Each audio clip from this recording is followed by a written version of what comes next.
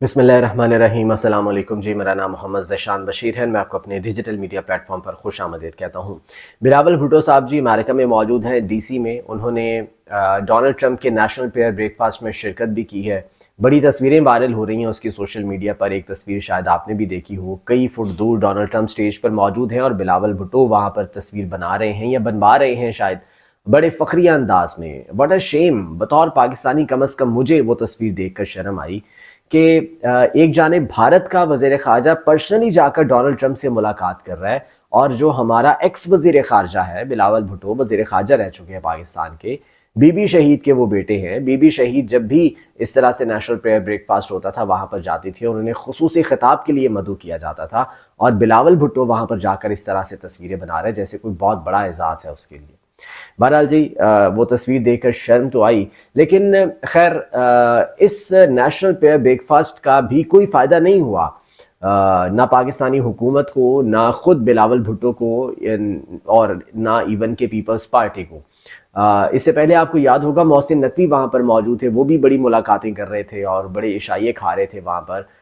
उनकी उन मुलाकातों का भी कोई फ़ायदा नहीं हुआ। क्यों कोई फ़ायदा नहीं हुआ? क्योंकि अमेरिका से ख़त आ गया जी। हाँ जी, वही हुआ जिसका डर था।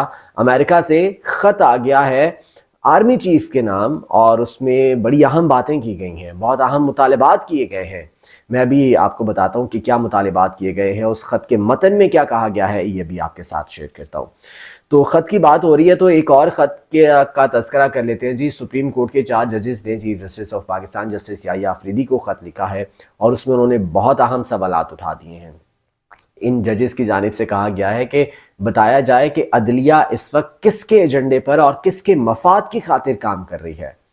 आप सोच सकते हैं कि इतना अहम सवाल, इसके अलावा और भी कई अहम सवालात हैं जो कि इस खत में उठाए गए हैं। इस खत के बारे में भी मैं अभी आपको डिटेल से बताता हूँ। तो गुफ्तगू का आगाज़ करते हैं जी। गुजारिश करूँगा कि चैनल को सब्सक्राइब कर लीजिए अगर अभी तक आपने सब्सक्राइब नहीं किया है। सबसे पहले बात कर लेते हैं अमेरिका से आने वाले ख़त की। देखिए, 23 जनवरी को मोहसिन नकवी जब अमेरिका में मौजूद थे तो उनकी वहाँ पर मुलाकातें चल रही थी कांग्रेसमैन के साथ, और उसकी तस्वीरें भी धड़ाधड़ जारी की जा रही थी, और कहा जा रहा था जी बड़े खुशगवार मूड में मुलाकातें हो रही हैं। ख़ुद मोहसिन नकवी साहब ये कह रहे थे कि यहाँ के जो सियासतदान हैं, अमेरिकन सियासतदान हैं, उन्हें पाकिस्तान के बारे में बहुत सी गलत फहमियाँ थीं कि पाकिस्तान में पता नहीं क्या हो रहा है, यहाँ पर ह्यूमन राइट्स की वॉलेशन हो रही है, यहाँ पर जो है वो लोगों को गलत तौर पर सजाएं दी जा रही हैं। इस तरह की गलत फहमियाँ बकौल उनके यहाँ पर अमेरिकन सियासतदानों को थीं, और वो उनकी मुलाकात थी जो विल्सन के साथ। वही जो विल्सन जिन्होंने उस मुलाकात के ठीक आधे घंटे के बाद एक ट्वीट कर दिया था, फ्री इमरान खान। अब एक ख़त आया है जी अमेरिका से, और वो ख़त भी जो विल्सन ने ही लिखा है। हाँ जी, जिनके बारे में ये कहा था ना मोहसिन नकवी साहब ने कि गलत फहमियाँ थी उन्हें, और अब गलत फहमी जो है उनकी दूर हो गई है। तो अब जो विल्सन ने जो है वो एक ख़त लिख दिया है, और वो ख़त किसको लिखा गया है, उसमें मुखातिब किया गया है सदर पाकिस्तान को पहले नंबर पर, दूसरे नंबर पर वज़ीर आज़म पाकिस्तान को मुखातिब किया गया है, और तीसरे नंबर पर आर्मी चीफ को मुखातिब किया गया है।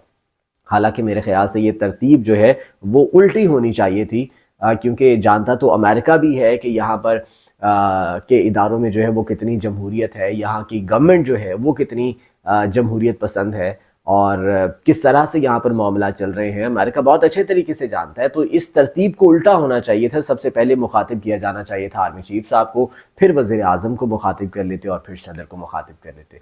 चले, बहरहाल ये ख़त आ गया है। इस ख़त में जनाब कहा क्या गया है, वही जिसका डर था, जिसका खौफ था, वो कह दिया गया है। जो विल्सन ने ये ख़त तहरीर किया है, और उन्होंने कहा है कि इमरान खान से बेहद इख्तलाफ सही, लेकिन इमरान खान की रिहाई ही पाकिस्तान में जमहूरियत की ज़ामिन है। ये उस ख़त में लिखा गया है कि उस बंदे को रिहा करना पड़ेगा। अगर तो जमहूरियत पर बिलीव करता है पाकिस्तान, अगर तो जो है वो जमहूरियत का मानने वाला है पाकिस्तान, तो फिर इमरान खान को रिहा करना पड़ेगा। ये उस ख़त में कहा गया है। उन्होंने लिखा कि जी पाक अमेरिका ताल्लुकात की बुनियाद भी यही जमहूरियत होगी। उन्होंने कहा कि जी इमरान खान से इख्तलाफ चाहे चीन के हवाले से हो या वॉर क्रिमिनल पुतिन के हवाले से हो, वो कहते हैं कि चाहे ये इख्तलाफ हो कि इमरान खान चीन को क्यों फौकियत देते थे, या चाहे ये इख्तलाफ हो कि روس کا کیوں دورہ کیا تھا، پیوٹن کے ساتھ کیوں تعلقات عمران خان کے بہتر ہو رہے تھے، لاکھ اختلاف ہوں لیکن اس کے باوجود ہم عمران خان کی رہائی کا مطالبہ کرتے ہیں اور اس معاملے کو ٹرمپ انتظامیہ کے سامنے بھی اٹھائیں گے۔ اب اس سے ایک چیز یہ تو کلیئر ہو گئی، یہ جو کہا جاتا ہے نا کہ سی پیک کے خلاف تھا عمران خان اور چین سے جو ہے وہ تعلقات خراب کر لیے تھے، یہ تو امریکہ خود کہہ رہا ہے۔ امریکہ خود کہہ رہا ہے کہ چین کو فوقیت دی جا رہی تھی عمران خان کے دور میں، جس کی بنا پر اس وقت کی جو انتظامیہ ہے، امریکن انتظامیہ، وہ ناراض تھی اور اسی بنا پر رجیم چینج کے حوالے سے وہ جو کچھ بھی کیا گیا تھا وہ اسی لیے کیا گیا تھا، اس ناراضگی کی بنا پر۔ پھر انہوں نے کہا کہ وار کرمنل پیوٹن کے ساتھ تعلقات بھی عمران خان کے دور میں پاکستان کے بہتر ہو رہے تھے، یہ بھی اختلاف تھا امریکہ کو اس وقت، اور اس کو بھی جو ہے انہوں نے کہا کہ ہمیں یہ اختلاف تھا لیکن اس کے باوجود ہم عمران خان کی رہائی کا مطالبہ کرتے ہیں۔ انہوں نے لکھا کہ ہم نہیں چاہتے کہ پاک امریکہ تعلقات خراب ہوں، عمران خان پاکستان کے معروف لیڈر ہیں، ان پر جعلی سیاسی مقدمات بنائے گئے، انہیں فوری رہا ہونا چاہیے۔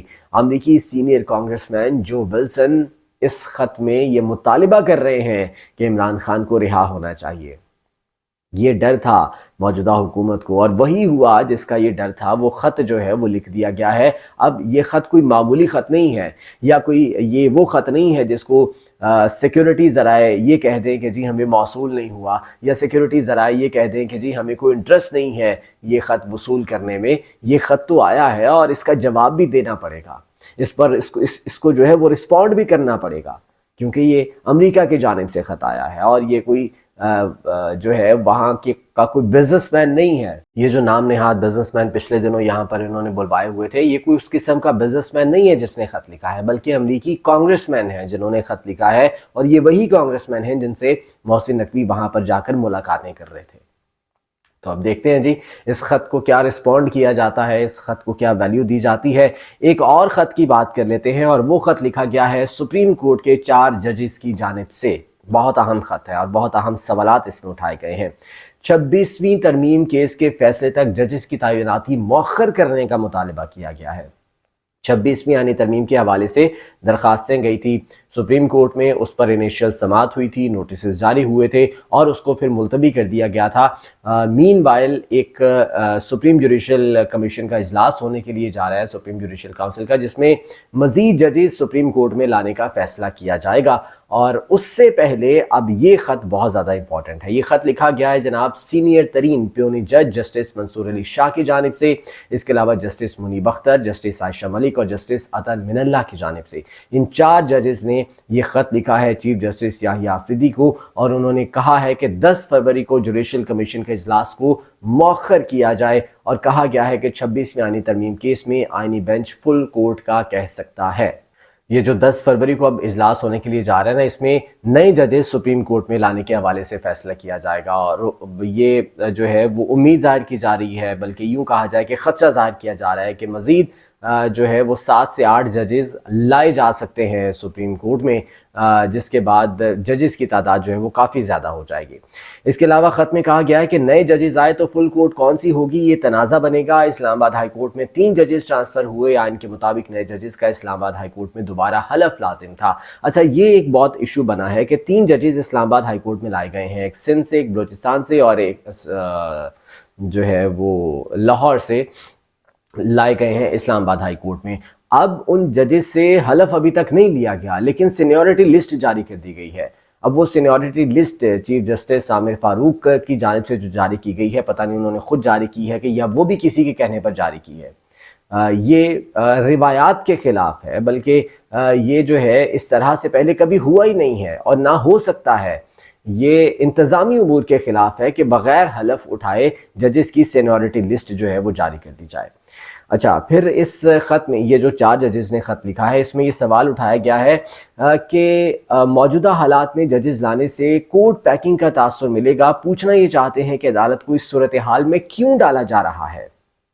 یہ ان 4 ججز کی جانب سے اس خط میں سوال کیا گیا ہے۔ پھر کہتے ہیں کہ کس کے ایجنڈے اور مفاد پر عدالت کو اس صورتحال سے دوچار کیا جا رہا ہے۔ خط میں مطالبہ کیا گیا کہ 26ویں ترمیم کے فیصلے تک ججز تعیناتی کو مؤخر کیا جائے، کم از کم آئینی بینچ سے فل کورٹ کی درخواست پر فیصلے تک تعیناتی کو مؤخر کیا جائے۔ خط میں یہ نقطہ بھی اٹھایا گیا ہے کہ آئینی بینچ اگر فل کوٹ کی درخواست سے منظور کرتا ہے تو فل کوٹ تشکیل کون دے گا؟ یہ بہت اہم سوالات ہیں جو کہ اس خط میں اٹھائے گئے ہیں انچارج ججز کی جانب سے۔ پھر یہ کہا گیا کہ اگر موجودہ آئینی بینچ نے ہی کیس سنا تو اس پر پہلے ہی عوامی اعتماد متزلزل ہے۔ اگر موجودہ آئینی بینچ ہی 26ویں آئینی ترمیم کے حوالے سے کیس سنتا ہے تو یہ آئینی بینچ ہی بینیفیشری ہے اس 26ویں آئینی ترمیم کا، عوام کا تو اعتماد اس پر ہے ہی نہیں ہے، تو کیسے یہ کیس سن سکتا ہے؟ یہ بہت اہم سوال اس میں اٹھایا گیا۔